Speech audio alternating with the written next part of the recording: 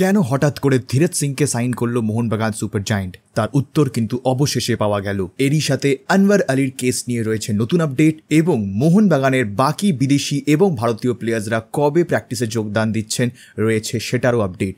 তো ভিডিওটা একদম শেষ অবধি দেখো পুরোপুরি আপডেটেড থাকার জন্য।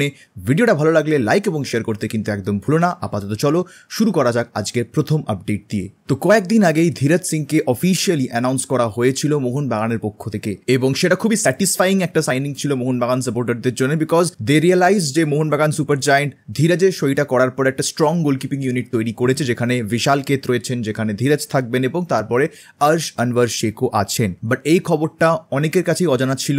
রিসেন্টলি কিছু ফ্যান ফোরামস এটা নিয়ে ডিসকাস করছিল যে আর্শ হয়তো মোহনবাগানে থাকছেন না বলেই ধীরজ সিংকে নেওয়া হয়েছে এবং কালকে তার সরকারি ঘোষণা কিন্তু হয়ে গেছে, প্রায় আমরা এটা ধরতে পারি, বিকজ মার্কাস মেরগুলায়ের তরফ থেকে অফিসিয়ালি রিপোর্ট বেরিয়েছে এবং সেখানে তিনি জানিয়েছেন যে গতকাল এফসি গোয়ার প্র্যাকটিসে ছিলেন আর্শ আনওয়ার শেখ। অর্থাৎ এই মরশুমে মোহনবাগান ছেড়ে আর্শকে আমরা এফসি গোয়াতে খেলতে দেখবো এবং ঠিক মানে বলা যেতেই পারে যে এফসি গোয়া থেকে ধীরজ সিং এলো এবং ধীরজ সিং এর জায়গায় আর্শ গোয়াতে গেল। সো এটাকে আমি কোনো রকমের সোয়াপ ডিল বলবো না, বিকজ আমার মনে হয় না যেটাকে সোয়াপ ডিল হিসেবে করা হয়েছে বলে।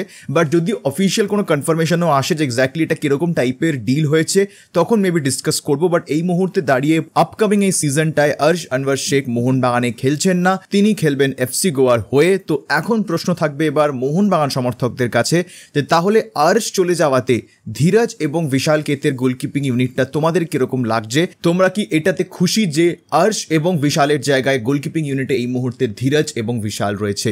এটা কি তোমাদের মনে হয় একটা আপগ্রেড, নাকি তোমাদের মনে হয় যে আর্শকে রাখলেও ভালো হতো? তিনটে প্রপার একটা ভালো গোলকিপিং ইউনিট মোহনবাগানে রাখা দরকার ছিল। বাট এটাও একটা ঠিক কথা যে আর্শ খুব একটা সুযোগ পাচ্ছিলেন না মোহনবাগানের মেন টিমে খেলার এবং সেখানে এফসি গোয়াতে ম্যানলো মার্কোয়েজ রয়েছেন, যার আন্ডারে অনেক ইয়াং প্লেয়ার্সরা, অনেক ইয়াংস্টার্সরা ভালো ফুটবল খেলছেন এবং নিজেদেরকে ডেভেলপ করছেন। তো মেবি সেই একটা টানে হয়তো আর্শ এফসি গোয়াতে গেছেন। বাট দেখা যাক যে আর্শের আপকামিং সিজনটা কিরকম যায়।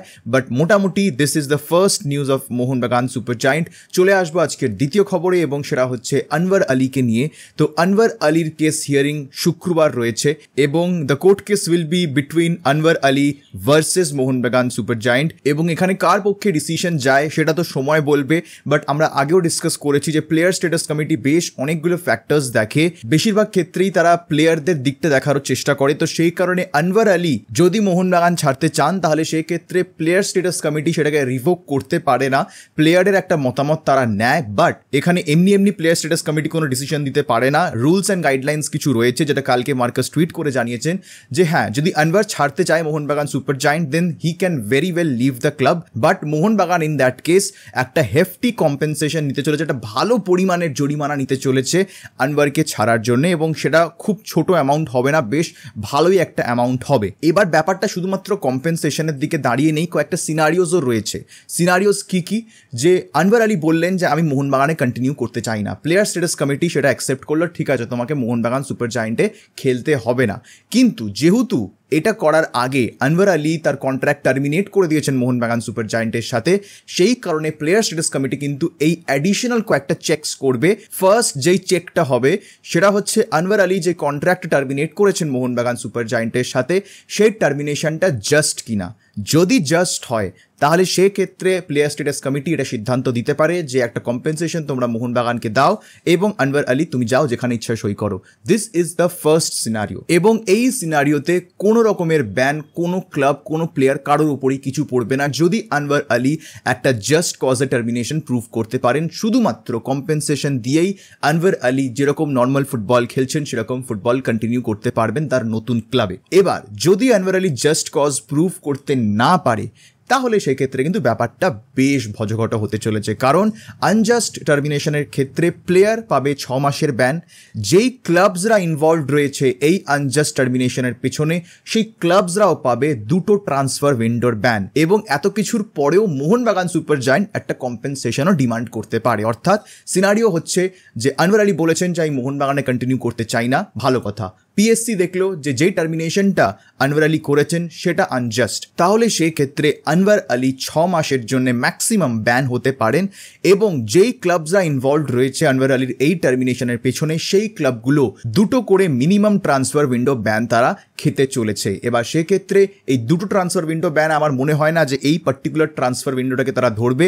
আপকামিং যে 2টো ট্রান্সফার উইন্ডো আসবে মনে হয় সম্ভবত সেই 2টো ট্রান্সফার উইন্ডোতে ব্যান খেতে পারে সেই ক্লাবগুলো যারা ইনভলভ রয়েছে এই টার্মিনেশনের পেছনে। এবং এরপরেও আনওয়ার আলীকে যদি এই নতুন ক্লাবের হয়ে খেলতে হয় তাহলে সেক্ষেত্রে কিন্তু আনওয়ার আলীকে আবার কম্পেনসেশনও দিতে হবে মোহনবাগান সুপার জায়েন্টকে। তো বেসিক্যালি এই সেকেন্ড সিনারিওটা হলে কিন্তু বেশ সিচুয়েশন ভজগট হবে এবং বেশ কমপ্লিকেটেড হবে যে এক্স্যাক্টলি কবে আনওয়ার আলী ফুটবল খেলতে পারবেন বা কবে তিনি রেজিস্টার্ড হতে পারবেন অ্যাজ আ প্রপার ফুটবলার সেটা কিন্তু বলাটা খুব কঠিন হয়ে যাবে। এবং সেই কারণেই আমার মনে হয় যে 2টো পার্টি আমার মনে হয় না যে এই সিনারিওর দিকে যেতে চাইবে বলে।